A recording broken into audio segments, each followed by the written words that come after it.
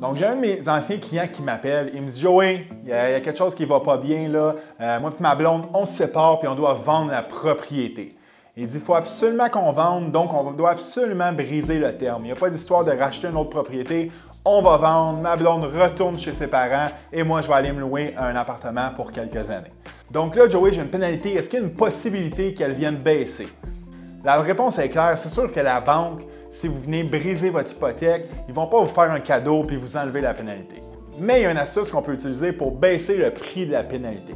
En gros, la pénalité que tu vas payer si tu brises ton contrat hypothécaire, elle est basée sur le solde qui reste à payer.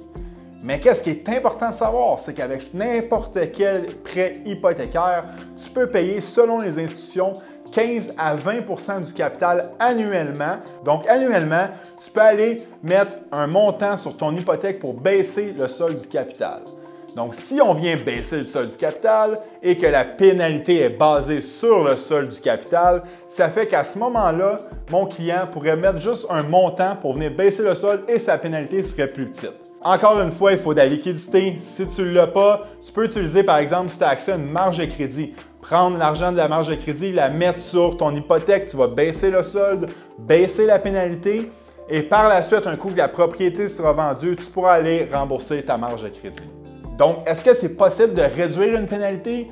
Oui, c'est possible de la réduire un peu, mais bien sûr, vous avez besoin de liquidité.